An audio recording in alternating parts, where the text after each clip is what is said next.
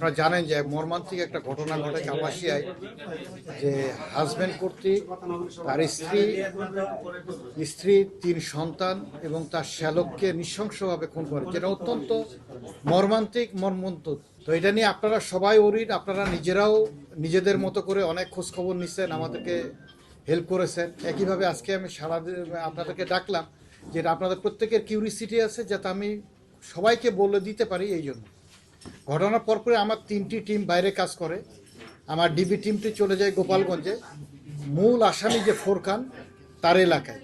আরেকটা ছিল যে টিম, সেটা হচ্ছে আপনার যশোর বেনাপোলে যায়, যাতে সে বর্ডার ক্রস করতে না পারে। এর মধ্যে আমরা বিভিন্ন ব্লক করে দিই তার পাসপোর্ট এবং আনুষঙ্গিক, যাতে সে বর্ডার ক্রস করতে না পারে। আমাদের কাছে একটাই ধারণা হয়েছিল যে বেনাপোল দিয়ে সে বাইরে চলে যেতে পারে, যার জন্য আমাদের জেলা পুলিশের কাপাসিয়া থানার একটি দল আয়ন নেতৃত্বে ওইখানে যায়। আমরা তার মোবাইলটা উদ্ধারের চেষ্টা করি। মোবাইলটি আমরা মেহেরপুর থেকে উদ্ধার করি। কি হয়েছে? মিনিস্টার ফ্রিজ কিনে হাম্বা জিতেছে। মিনিস্টার ফ্রিজ কিনুন, হাম্বা জিতুন। আরো আছে আকর্ষণীয় উপহার। মেহেরপুরে উদ্ধার করলাম একজন বাসের হেল্পারের কাছ থেকে। তাকে জিজ্ঞাসাবাদ করা হলো যে কোথায় থেকে পেয়েছে। সে বলল যে আমি পদ্মা সেতু থেকে পেয়েছি। সাথে সাথে আমাদের টিমটি পদ্মা সেতুতে আসে এবং ওইখানে যে সিসিটিভি ফুটেজ আছে, সেই সিসিটিভি ফুটেজে দেখা যায় যে এই মোবাইলটি কোনো এক ব্যক্তি সে রাখছে, একটি প্রাইভেট কার থেকে নামছে। আমরা সেই প্রাইভেট কারকে শনাক্ত করছি, ড্রাইভারের সাথেও কথা বলেছি। ওইখানে রাখার পরে সে ভিডিও ফুটেজে যেটা আসতেছে, সেতু থেকে নিচে লাফ দিছে।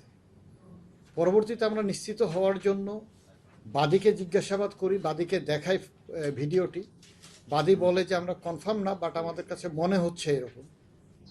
একইভাবে আমরা গোপালগঞ্জের যারা তার ভাই এবং ওইখানকার একজন মেম্বার সাহেব, আরও আশেপাশের কয়েকজনকে দেখায় ভিডিওটি, যে এই ব্যক্তি কি ফোরকান কিনা।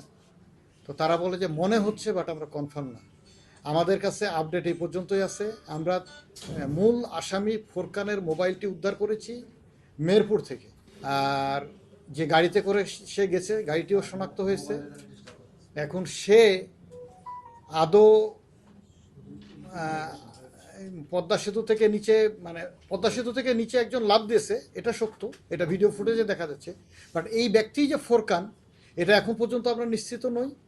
আমরা বিভিন্ন থানায় মেসেজ দিয়েছি যে যদি কোনো পাওয়া যায়, কোনো লাশ পাওয়া যায়, ডিএনএ টেস্ট করলে তখন আমরা কনফার্ম হইতে পারবো যে সেই ব্যক্তি ফোরকান। বাট তার আগে পর্যন্ত বলা যাচ্ছে না যে এই ব্যক্তি ফোরকান। আমরা লাশটি পাই নাই, আমরা শুধু দেখছি যে এক ব্যক্তি পদ্মা সেতু থেকে নিচে ঝাঁপিয়ে পড়েছে, বাট কোনো লাশ পাওয়া যায় নাই। গাড়ি থেকে নেমে সে ব্যক্তি রেখেছে, তার মোবাইলটি রেখেছে। এরপরে সে 1 থেকে 1.5 মিনিট, এটা হচ্ছে না ঘটনার দিন সকাল 6:45-এ সকল থানায় আমরা মেসেজ পাঠিয়ে দিয়েছি যে কোথাও যদি এরকম অজ্ঞাতনামা লাশ পাওয়া যায় তারা যাতে আমাদেরকে জানায়। এখন পর্যন্ত কোনো থানা আমাদেরকে জানায় নাই। এটা তো তদন্তের অংশ, এই মুহূর্তে এটা দেওয়া যাবে না। আমরা এখনো কিছুই ধারণা করতেছি না, যেহেতু এটা তদন্তের পর্যায়ে। আমরা ভিডিওটি বাদীকে এবং বাদীর আত্মীয় স্বজনকে দেখিয়েছি, অর্থাৎ শারমিন যে মারা গেছে, তার বাবা, তার 2 ভাই এবং তার অন্যান্য আত্মীয় স্বজন, প্রায় 8-10 জনকে আমরা দেখিয়েছি। তারা এটা ধারণা করেছে। একইভাবে ফোরকানের যে ভাই জব্বার এবং ওইখানকার একজন মেম্বার সহ আরও কয়েকজনকে আমরা দেখিয়েছি। তারা ধারণা করেছে, কিন্তু কেউই কনফার্ম করতে পারে নাই, যেহেতু তার মুখটা দেখা যাচ্ছে না। সেটা তো আমি বললাম যে সে ব্যক্তি রেখেছে, মোবাইলটি রেখেছে এবং 1.5 থেকে 2 মিনিট সে ওইখানে অপেক্ষা করছে। ওটা অলরেডি বলেছি। সে গাড়ির ভাড়া নিচ্ছে ঢাকা থেকে পল্টন। মোবাইল এবং জামা কাপড় না, ব্যক্তি রেখেছে এবং মোবাইলটি রেখেছে। না, ব্যক্তি তো পাওয়া যায় নাই, মোবাইলটি পাওয়া গেছে।